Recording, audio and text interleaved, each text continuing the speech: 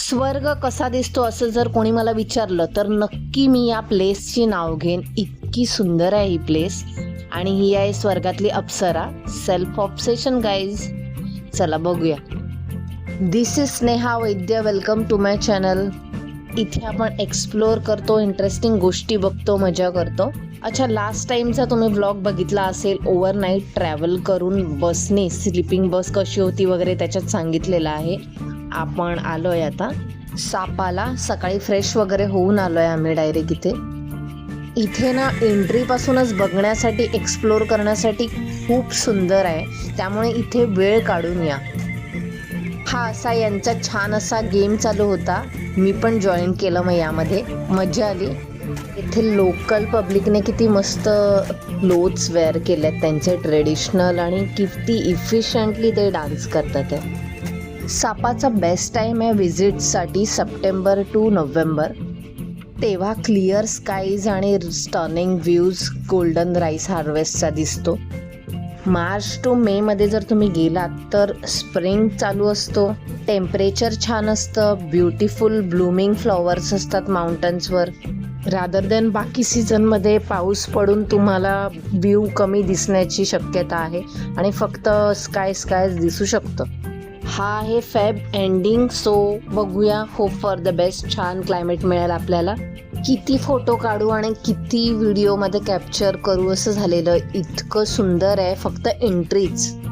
मी इथे स्टे केलेला नव्हता. मी 1 डे लगेच रिटर्न केलेलं होतं. बट आय विल सजेस्ट तुम्ही इथे स्टे करा, म्हणजे इथला कम्प्लीट आनंद तुम्हाला घेता येईल.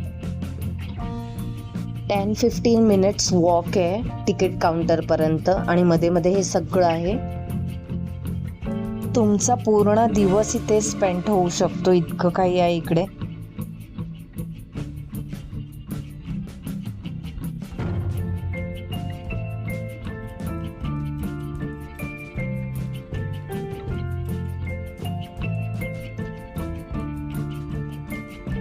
इथेच किती सुंदर वाटतंय ना. अगदी तासनतास इथे स्पेंड करू शकतो, इतकं छान वाटतंय.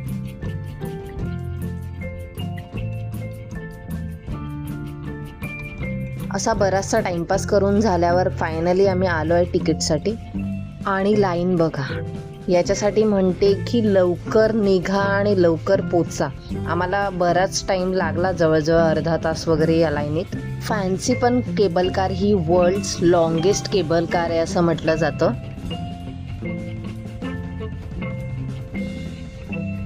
कमाल होती. केबल कारमध्ये जसं वाटत होतं की पैसे वसूल होत आहेत. इतकं सुंदर व्ह्यू वाटत होता.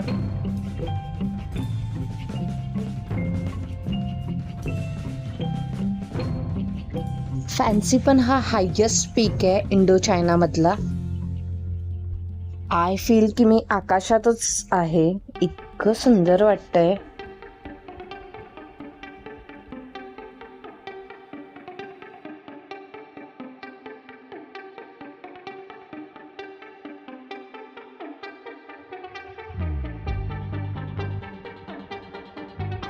इथे थोडे स्टेअर्स चढून जावं लागतं. एक छोटी ट्रेनचा पण ऑप्शन आहे, त्यावरून पण तुम्ही जाऊ शकता. पण ट्रेन एकच आहे आणि त्यासाठी बरंच लाईनमध्ये उभं राहायला. आमची गाईड जर सरप्राईज होती. तिला असं वाटत होतं की आम्ही नाही करू शकणार हे, पण हिला काय माहिती, आम्ही महाराष्ट्रातले गड किल्ले जर चढून गेलो आहे तर या रेडी स्टेअर्स म्हणजे नथिंग आहेत आपल्यासाठी. हे इथे परत एक बुद्धिस्टांचं मंदिर आहे.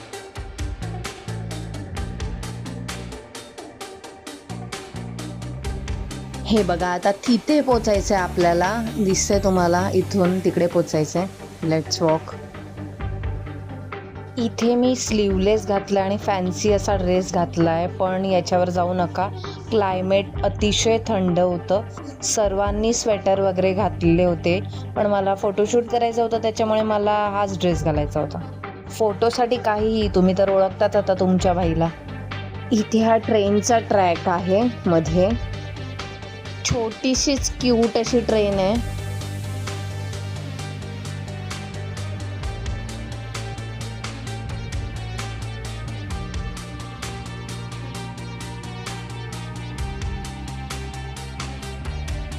स्वर्गात आल्यासारखं वाटतंय. लिटरली इतकं क्लाउड आणि इतकं सुंदर आहे ना.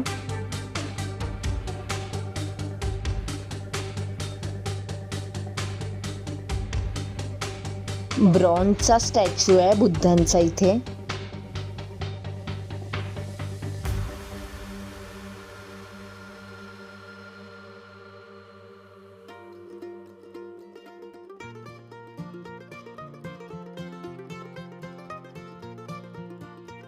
या सगळ्या माहितीसाठी प्लीज सबस्क्राईब करत राहा आणि ज्यांनी ऑलरेडी केलेले आहे त्यांना थँक्यू.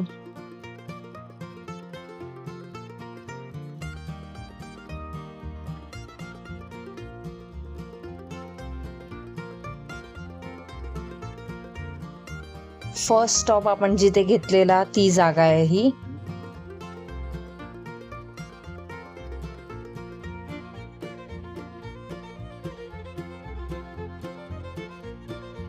बरं, हा एंड पॉइंट नाही आहे, म्हणजे हा टॉप पॉइंट नाही आहे.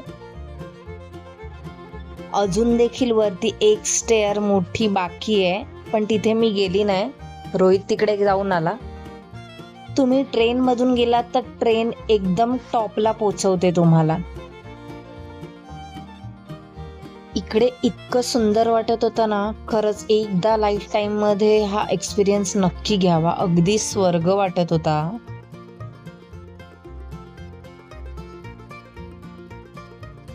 मला खूप आवडले ही प्लेस. मला इथून जावंसं वाटत नव्हतं. इकडेच राहायला तयार आहे मी.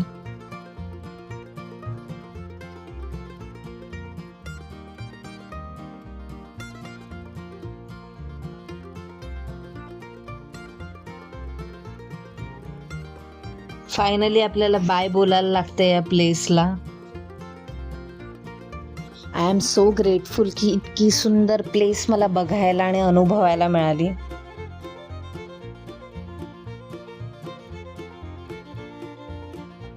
ही सगळी ट्रेन साठीची लाईन आहे. केवढी मोठी लांब लचक लाईन आहे. याच्यापेक्षा तुम्ही वर जाऊन येऊ शकता या टाइम मध्ये.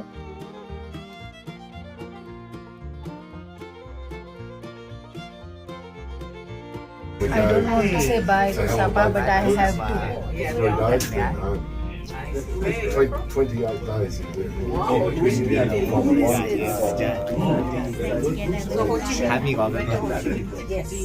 Anyway, 15 मिनिटाची वगैरे आहे ही केबल क्रॉस. आता आपण रिटर्न जर्नीला चाललो आहे, पण मी एक नक्की सजेस्ट करीन की आम्ही जसं गाईड आणि ट्रॅव्हलमधून गेलो तसं तुम्ही जाऊ नका, कारण त्यांची फार घाई असते. लवकरात लवकर त्यांना रॅपअप करून एंड करायचं असतं त्यांच्या बाजूने, पण याच्यात आपलं खूप नुकसान होतं. त्यांना कोणत्याही परिस्थितीत 3 वाजायच्या आत हे संपवायचं होतं आमचं. आम्ही जेव्हा खाली आलो तेव्हा आमच्या लक्षात आलं की एक मोठं गार्डन आहे खाली, खूप मोठं, आणि ते आम्हाला नाही बघता येणार वेळेअभावी. आता आपण परत तर इझिली या प्लेसवरती येणार नाही आहोत. आपण इंटरनॅशनल ट्रॅव्हल करून आलेलो आहोत, पण हीच जर तुमच्या बाबतीत होत असेल तर विच इज नॉट गुड. त्यामुळे आय सजेस्ट की तुम्ही स्वतःच प्लॅन करा आणि स्वतःच जा. खूप सुंदर असं हे गार्डन होतं. खूप छान बघण्यासारखं ठिकाण होतं. आणि याच ठिकाणी असं नाही, ही प्रत्येक ठिकाणी मला अनुभव आलेला आहे हा. ॲज अ ट्रॅव्हलर म्हणून प्रत्येक गोष्ट फक्त टिक केली जाते आपल्या ट्रॅव्हल लिस्टमध्ये, तसं होऊ नये असं मला वाटतं.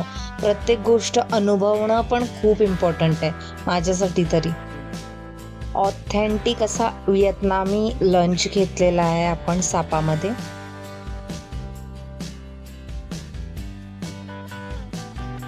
एकदम कूल कटिंग केलंय वॉटरमेलनचं होल्ड करण्यासाठी. सेम डेला रिटर्न आलो आपण. यावेळेला सिटिंग कार होती. हनॉयमध्ये हे हॉटेल आहे, फॉर्ट आहे, आणि ते खूपच गर्दी असते कंटिन्यू. फॉ हे त्यांचं फेमस डिश आहे, पण चिकनमध्ये अवेलेबल नव्हती. सो आता आपण इंडियन रेस्टॉरंटमध्ये आलो आहे, which is very decent, nice.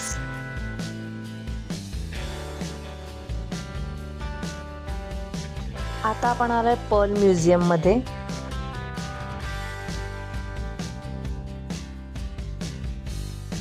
पर्ल्सवर process केली जाते बरीचशी, आणि हे डिफरंट सुंदर दागिने तयार केलेत. सापा हे माझ्या दृष्टीने सगळ्यात सुंदर प्लेस आहे व्हिएतनाममधील. तुम्ही नक्की विजिट करा. Thank you for like, share, subscribe. Enjoy your life.